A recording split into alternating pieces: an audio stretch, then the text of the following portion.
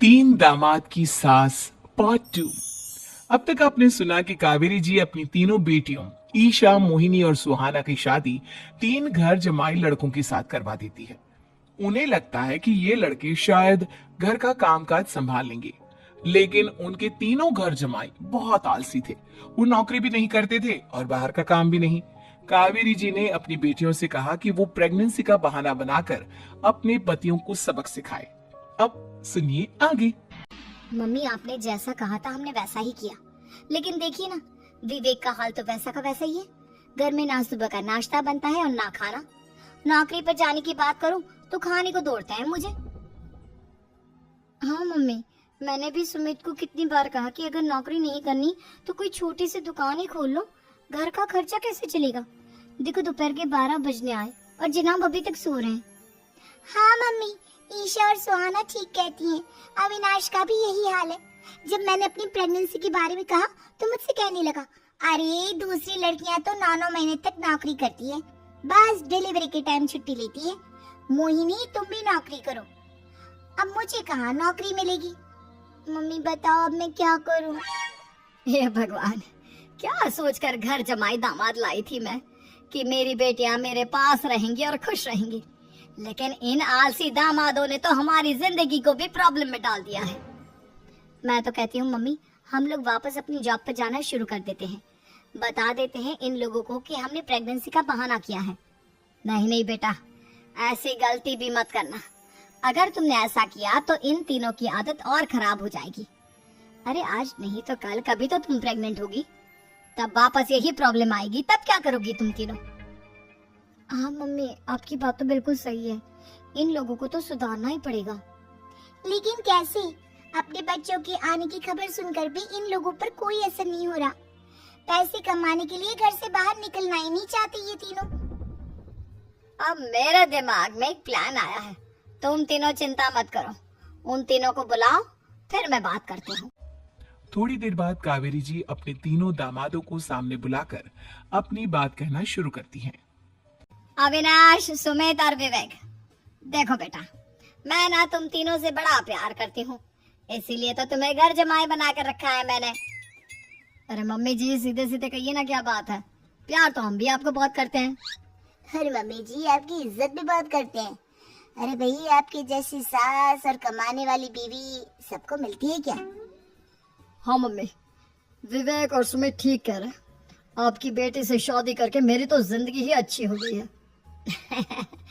जानती हूँ मैं, और ये भी जानती हूँ कि तुम तीनों अपने अपनी बीवियों से बहुत प्यार करते हो। बेटा, बात ऐसी है कि हमारे कुल गुरु ने कहा है कि प्रेग्नेंट होने के बाद मेरी तीनों बेटियां शुरू के 4 महीने हमारे गांव में जाकर रहेगी, जहां मेरे चाचा जी रहते हैं। अरे लेकिन क्यों मम्मी, गांव में जाकर रहने की क्या जरूरत है इन तीनों को? वो क्या है ना बेटा, हमारे परिवार को एक श्राप है।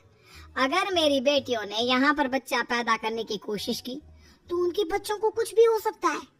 इसलिए अब से लेकर 4 महीने पूरे होने तक इन्हें गांव वाले घर में रहना पड़ेगा। हाँ तो इसमें प्रॉब्लम क्या है मम्मी जी? हम भी वहाँ जाकर रहेंगे, पिकनिक मनाएंगे। अरे भाई बीवी जहाँ, हम भी वहाँ। हाँ यार, आइडिया तो बहुत अच्छा है। शहर की जिंदगी में रह रहकर परेशान हो चुके हैं, अब कुछ दिन गांव में बिताएंगे। तुम लोग समझने की कोशिश क्यों नहीं करते? तुम में से कोई भी वहां नहीं जा सकता, और मैं यहाँ रहूंगी ना तुम तीनों के साथ। 4 महीने की तो बात है, उसके बाद ये तीनों ही लौट कर आ जाएंगी। ठीक है मम्मी जी, अब हमारे बच्चों का सवाल है तो ये तो करना ही पड़ेगा। कावेरी अपनी तीनों बेटियों को कुछ दिन के लिए घर से बाहर कहीं दूसरे शहर में रहने के लिए भेज देती है। कुछ दिनों के बाद, अरे मम्मी जी, बहुत दिन से पिज्जा नहीं खाया, मंगवाइए ना।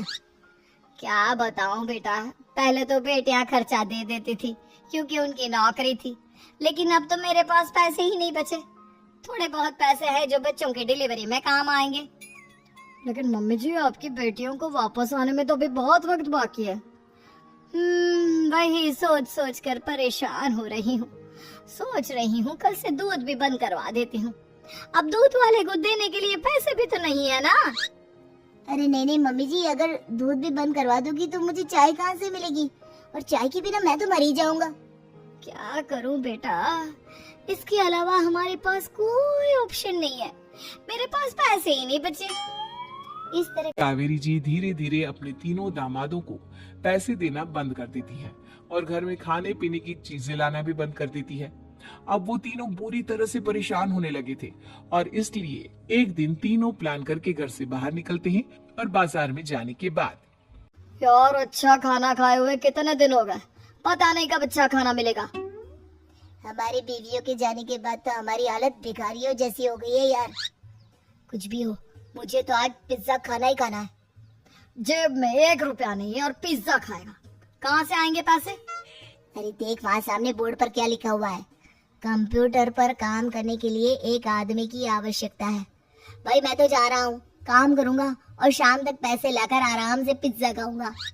जा जा, तुझे कोई काम नहीं देने वाला, हम तो घर जा रहे हैं। चल भाई सुमित। सुमित और अविनाश वहां से चले जाते हैं और विवेक उस कंप्यूटर शॉप पर सारा दिन काम करके 5,000 रुपए कमाकर घर लौट कर आता है और अपनी खाने के लिए अच्छी अच्छी चीजें भी लेकर आता है। ये देखकर विवेक और सुमित के दिल में भी कुछ पैसे कमाने की इच्छा जागती है। अरे सुबह सुबह कहाँ चल दिए तुम? मम्मी जी एक बहुत अच्छी जगह मिली है, कंप्यूटर पर काम करने के 5,000 मिले थे कल मुझे। अगर रोज काम करूंगा तो पूरे 40,000 की तनख्वाह। अरे वाह, ये तो बहुत अच्छी बात है दामाद जी, आपको जाना ही चाहिए। सुमित और अविनाश विवेक को इस तरह तरक्की करते देखकर परेशान हो जाते हैं और वो दोनों भी काम की तलाश में निकल पड़ते हैं। धीरे धीरे उन दोनों को भी काम मिल जाता है। अब कावेरी के तीनों दामाद छोटी मोटी नौकरी करके अच्छा पैसा कमाने लगे थे। एक दिन कावेरी उन्हें अपने पास बुलाती है। अरे वाह, विवेक 40,000 कमा लेता है, अविनाश 60,000 और सुमित तुम भी 40,000 के आसपास कमा ही लेते हो। कुल मिलाकर तुम अच्छे खासे पैसे कमा रहे हो बेटा। हाँ मम्मी जी, बहुत मजा आता है जब महीने के एंड में मोटी रकम हाथ में आती है। पूछिए मत मम्मी जी, घर में रहकर रोटी बना बना कर और तो जैसा महसूस होने लगा था मुझे तो। हाँ बेटा, तुम तीनों की बात तो बिल्कुल ठीक है और जानते हो अब तुम तीनों की पत्नियां भी वापस लौट कर आने वाली है। लेकिन मम्मी जी अभी तो उन्हें गए सिर्फ 2 महीने हुए हैं, आपने तो कहा था वो 4 महीने के बाद लौट कर आएंगी।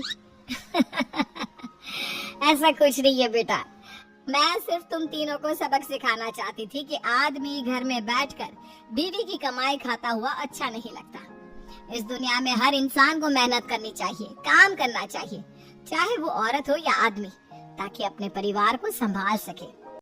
कावेरी की बात सुनकर उन तीनों को अपनी गलती का एहसास होता है और कावेरी उन्हें सच बता देती है कि ईशा, सुहाना और मोहिनी शहर में ही कहीं दूसरी जगह रह रहे थे। शाम के वक्त उन तीनों की पत्नियां लौट कर आ जाती है और कावेरी जी का परिवार एक खुशहाल परिवार की तरह रहने लगता है।